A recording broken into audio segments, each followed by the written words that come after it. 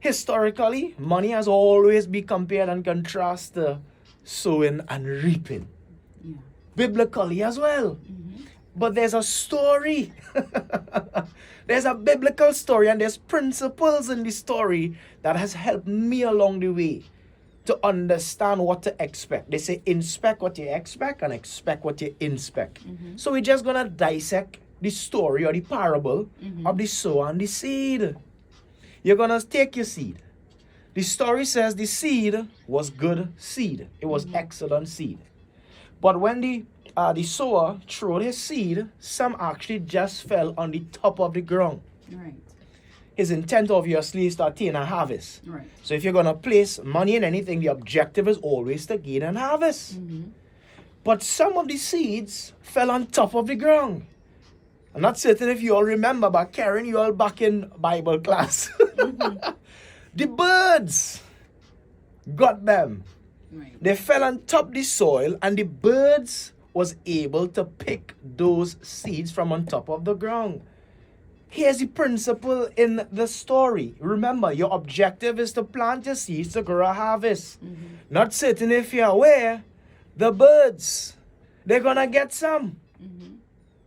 To expect every single seed to yield fruit is naive.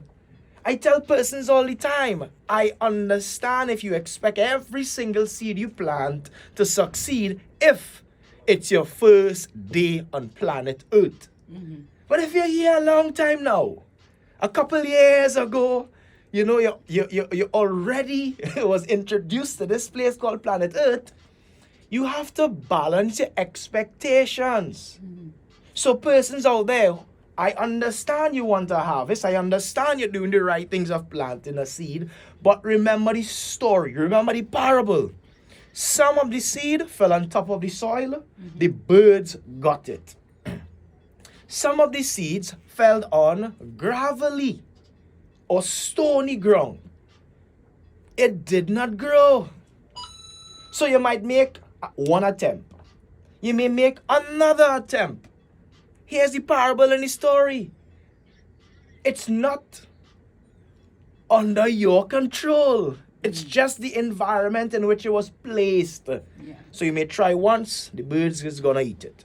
You may try another time, it more than likely could fall on sandy or gravelly ground. It may not grow.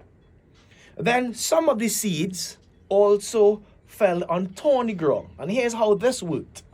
After falling on thorny ground, it grew to a point, but the thorns, the weeds, you place your money in a system, you see it start growing, and you're happy. But guess what? You didn't know that ground had thorns. Mm-hmm. So there are some little obstacles. It withered away. Mm-hmm. But here's the key to the parable, and I emphasize the key to the parable. The sower kept on sowing. Mm-hmm. I've been around the block and I've heard many persons say, I just tried 2 things. I just tried 3 things. I just tried 4 things, 5 things, 10 things. Mm-hmm. And they use failures as a reason to stop pursuing success. Arguing for the limitations. Yeah. Utilizing the experience as a justification not to. Mm-hmm. That's not what the sower did. The sower kept on sowing. He utilized his failures as a reason to keep on sowing. Mm-hmm. And eventually, if you're consistent with the objective of having a harvest, Mm-hmm. the seed fell on good grounds.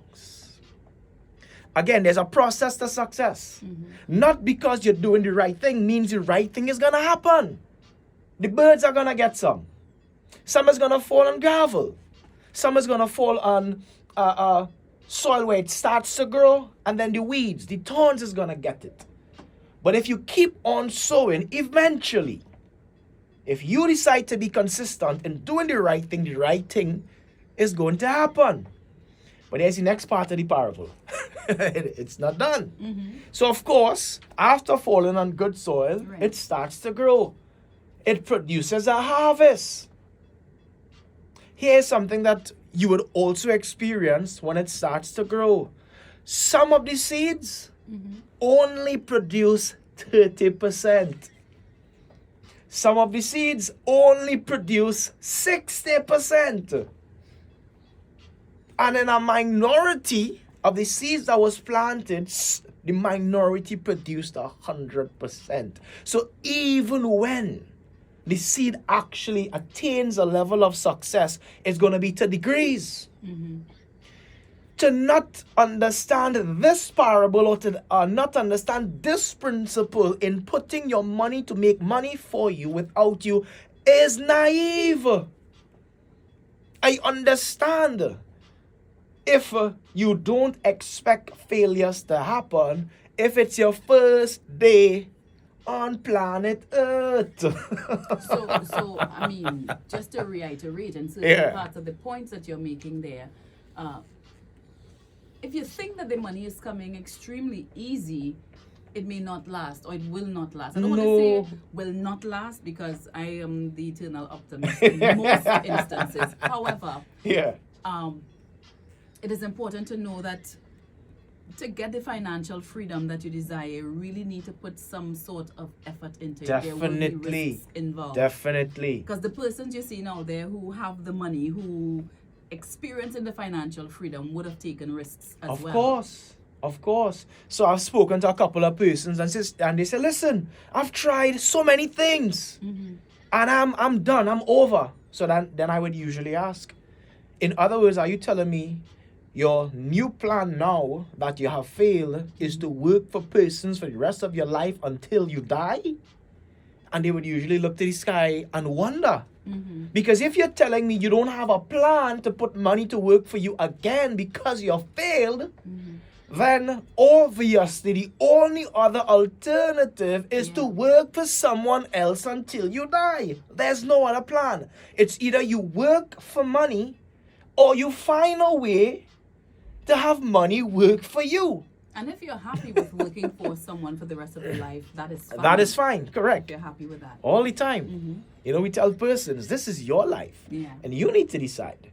But there's only two ways. You either work for money or you decide to have money work for you. So yeah, definitely.